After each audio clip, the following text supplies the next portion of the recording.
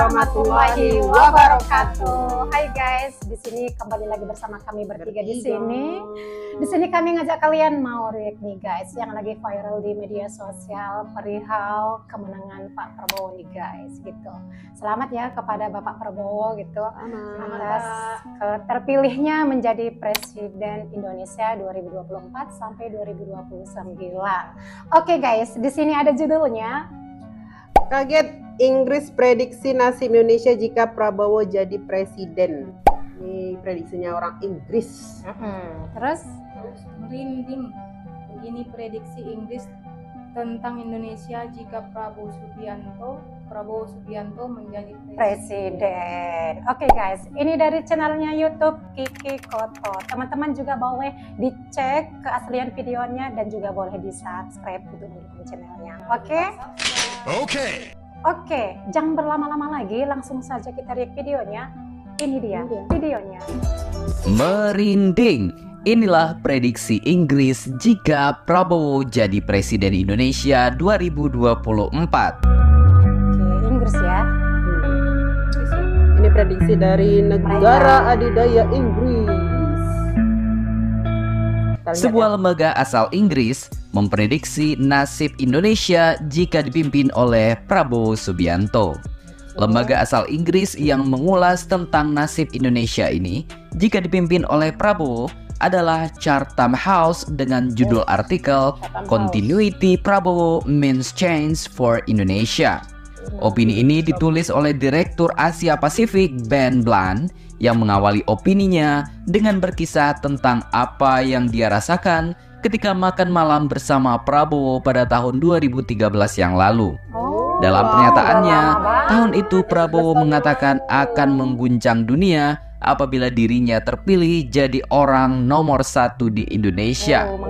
Ketika saya makan siang bersama Prabowo Subianto pada tahun 2013, setahun sebelum upaya pertamanya yang gagal untuk terpilih sebagai Presiden Indonesia, dia masih mengasah nada nasionalisnya yang berapi-api, berjanji untuk mengguncang negara dan mencegahnya menjadi negara gagal.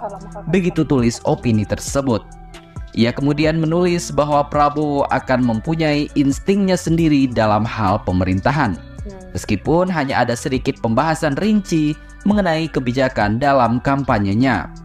Misalnya di bidang ekonomi, Prabowo kemungkinan akan melanjutkan dorongan kontroversial Jokowi untuk membangun ibu kota negara bernilai 33 miliar dolar Amerika di hutan Kalimantan. Selain itu, ia juga memiliki keinginan yang sama dengan Presiden Jokowi untuk mengubah Indonesia. Dia makannya sekali sama Pak Prabowo di 2013 sebelum pertama kali mendaftar menjadi calon presiden.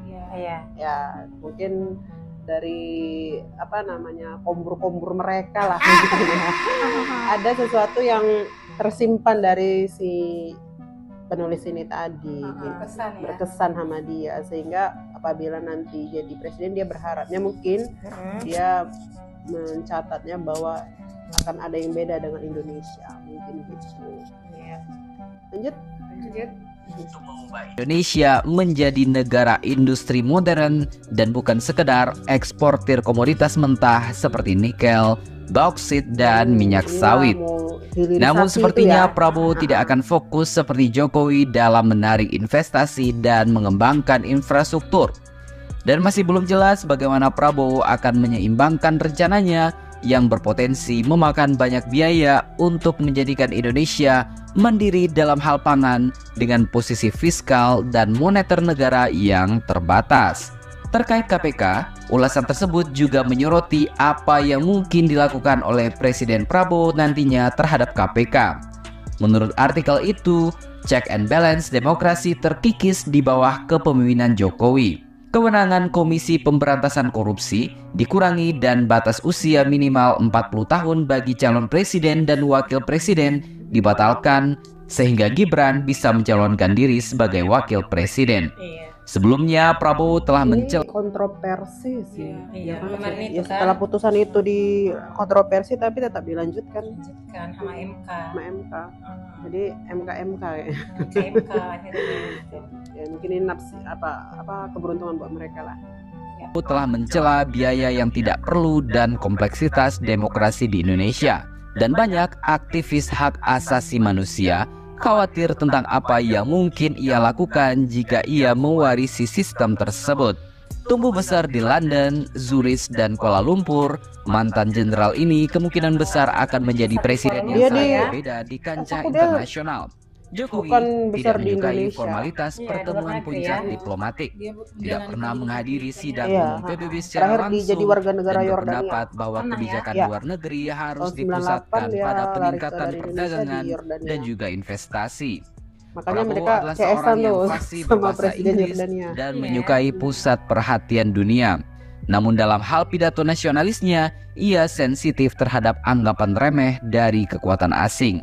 Meskipun ia tidak mungkin membatalkan komitmen jangka panjang Indonesia terhadap kebijakan luar negeri yang independen dan non-blok, Prabowo akan membawa gayanya sendiri yang antusias namun tidak dapat diprediksi. Seperti yang dibuktikan dengan rencana perdamaian untuk Ukraina yang ia ungkapkan secara tergesa-gesa pada konferensi pertahanan beberapa waktu yang lalu. Seorang ahli taktik cerdas yang telah berupaya untuk menjadi presiden setidaknya selama 2 dekade, Prabowo memanfaatkan keinginan masyarakat Indonesia untuk melihat kelanjutan kebijakan Jokowi dan keinginan Jokowi untuk mempertahankan pengaruh visi dan misinya, keberlanjutan. Ya, mungkin yang baik dilanjutkan, ya kan. Yang kurang baik, kurang baik ya Evaluasi lah, jangan ditinggalkan. Mungkin udah terlanjur masuk ke situ, nggak mungkin diulangi lagi, tapi ya perubahan lah ya kan, sistemnya mungkin Ya, jadi ada perbaikan lah ya. Mudah-mudahan Yang baik dilanjutkan, yang kurang baik dievaluasi lagi.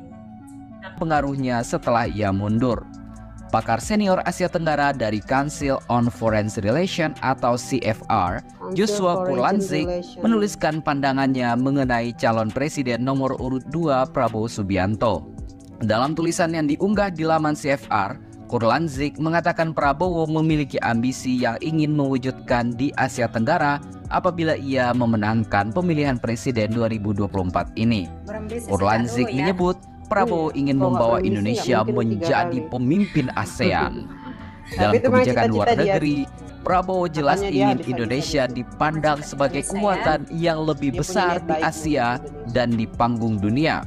Untuk mengambil kembali kepemimpinan nyata ASEAN, memainkan peran yang lebih besar dalam lembaga-lembaga global, dan lain-lain. Begitu tulis Kurlantzick. Kurlantzick juga menyebut Prabowo dalam hal ini tidak akan mengambil jalan yang berseberangan dengan Presiden Joko Widodo terkait upaya menyeimbangkan hubungan RI dengan Amerika Serikat dan China. Namun demikian, Kurlantzick menilai sang Menteri Pertahanan ini kemungkinan cenderung ingin memperkuat kuda-kuda pertahanan serta kemitraan Indonesia untuk melawan pengaruh Cina. Kurlantzick tidak menjelaskan lebih lanjut maksud dari dugaannya bahwa Prabowo hendak melawan pengaruh Tiongkok. Selain masalah tersebut, Kurlantzick juga menyoroti catatan hitam Prabowo yang diduga terlibat dalam sejumlah kasus pelanggaran HAM selama tahun 1990-an kala Presiden Soeharto. Ini munculnya 5 tahunan sekali ya. ya setiap pemilihan. Pemilu pasti dibahas. Ya, sebagai pelanggar HAM pasti dibahas. Tapi nggak ada penjelasan sih dan tidak ada sidang, tidak ada pengadilan yang menyatakan bahwa dia memang pelanggar HAM kan, karena nggak diproses. Itu hanya sebagai apa saja isu-isu gitu. Kayaknya ya belum pernah ditangkap, belum pernah diproses, belum pernah diadili. Gitu. Cuman mungkin ada yang berspekulasi mungkin gitu sih. Mungkin ya. Mungkin di situ. Cuman belum pernah nampak sidang. Masih memimpin Indonesia serta pasca Soeharto lengser. Beberapa yang paling terkenal yakni dugaan keterlibatan Prabowo dalam penculikan aktivis pada tahun 1998 dan pembantaian terhadap warga Timur Timur. Karena tuduhan itu, Prabowo pun bertahun-tahun dilarang menginjakkan kaki di Amerika Serikat. Dengan segala kontroversinya itu, Prabowo kini berupaya mengubah wajah lamanya dengan yang baru. Namun demikian, Kurlantzick sangsi bahwa Prabowo sudah betul-betul berubah dari dirinya di masa lalu yang pernah meremehkan demokrasi. Apakah dia adalah orang yang sebagai Menteri Pertahanan tiba-tiba mengubah wajahnya menjadi lebih tenang dan mulai merangkul gagasan demokrasi? Waktulah yang akan menjawabnya. Namun kebiasaan lama mungkin akan sulit mati. Begitu lanjut tulisan Kurlanzi. Dari sini bisa kita sama-sama simpulkan sendiri bagaimana Indonesia ke depannya jika Presiden Indonesia adalah Bapak Prabowo Subianto. Tapi kita lihat ya dari gaya dia pemilu 2019 sama 2024. Gaya dia kampanye kayaknya lebih santun daripada 2019. Iya. Ingat ya sih kalian yang dia gebrak-gebrak meja Oh, tuh? itu 2019. Ya, itu berapi-api gitu kan. Kalau ini slow, Slow, dia lebih santun, lebih kayaknya ngajak happy gitu ya. Karena bergabung sama Pak Jokowi kali ya. Pak Jokowi Bisa kan jadi. orangnya santun ya. Iya, mungkin Makanya berubah. juga- Makanya tadi ada perubahan dari diri dia ya. Subianto. Kita doakan saja semoga siapapun yang memimpin Indonesia adalah yang terbaik untuk kita semua. Amin. Amin. Amin. Jadi, bagaimana menurut pendapat Angela? Gimana menurut pendapat Anda katanya? Iya. Kita lihat di sini ada komentar ya guys. Lihat komentarnya. Kirain kontennya kayak gimana gitu, ternyata kontennya pencucian otak lagi. Iya. Belum bang, belum dicuci. Di ID miris deh sama kayak gini, tapi saya akui betapa smartnya prop yang berperan di belakang layar tentang hal ini semua. Saya salut akan kecerdasan Anda, tapi yang sangat saya sayangkan kenapa kecerdasan ini tidak diwadahkan pada kesempatan dan tempat yang benar. Katakan hak dan cegah yang batil. Terima kasih. Oke, selanjutnya di sini ada komentar juga. HAM zaman jadul katanya. Maju terus Mr. Presiden, kita tetap ke depan menuju kejayaan bangsa. NKRI harga mati, rakyat sejahtera, keadilan untuk semua. Amin, amin. Semua mengharapkan itu ya bang. Selanjutnya ini ada lagi. Yang penting amanah dan tegas perjuangkan negara ini biar lebih maju. Pak Prabowo, merdekakanlah negara ini lahir dan batin. Amin. Amin. Jangan mau dijajah orang-orang asing yang makar di negara ini tumpas habis. Ya, bagus. Tumpas habis ya Pak. Intinya selamat kepada presiden terpilih. Iya. Kami tunggu gebrakannya Pak untuk memajukan Indonesia ini.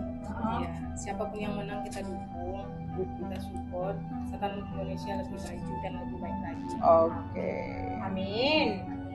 Oke guys, teman-teman memiliki pendapat ataupun komentar, boleh silahkan tulis pendapatnya di kolom komentar ya.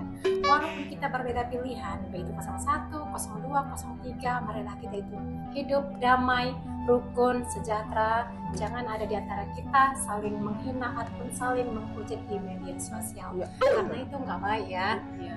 Karena kalau kita lihat di media sosial, hingga saat ini masih ada beberapa oknum yang sering menghujat, yang anak abah lah katanya, yang anak jenderal lah gitu. Terus ini anak apa namanya kalau ini Pak Ganjar? Nggak tahu. Iya. Satu hal yang harus kita pahami, siapapun presidennya, kebijakan-kebijakan itu tetap kita merasakan bersama-sama. Iya. Nggak mungkin kubu 01 yang merasakan sendiri atau kubu 02 merasakan sendiri. Kita sama-sama merasakan. Iya. Baik itu 01, 02, 03. Kalau kita masyarakat Indonesia nggak layak kita seperti ini jadi pertontonan masyarakat negara lain. Negara lain, karena mereka bakalan seneng ya kalau Mm-mm. melihat Kita berpecah. berpecah gitu. Makanya mari kita bersatu karena pemenangnya sudah ada Bapak Prabowo Subianto. Jangan kita karena berbeda pilihan kita saling menghujat. Makanya dari itu di sini kita mengajak teman-teman untuk tetap saling menghormati dan saling menghargai. Jangan lagi ada ejek-ejekan di media sosial gitu guys. Bisa kan? Bisa dong. Bisa. Masa sih nggak bisa? Kita Indonesia. Dari Sabang sampai Papua. Merauke. Indonesia. Oh, udah Papua ya? Sama-sama Papua. Papua ya? Sampai Papua. Oke. Dari Sabang sampai Sampai Papua, Papua. Indonesia kita tetap bersatu. Oke guys. Sekian kita react video kali ini ya. Mohon maaf nih, mana tahu ada kata kami yang salah, yang kurang tepat, yang menyinggung salah satu pihak di sini. Berikan kritik dan saran Anda, insya Allah video berikutnya akan kami perbaiki. Oke? Sekian dan terima kasih. Wassalamualaikum warahmatullahi wabarakatuh. Thank Thanks you for watching.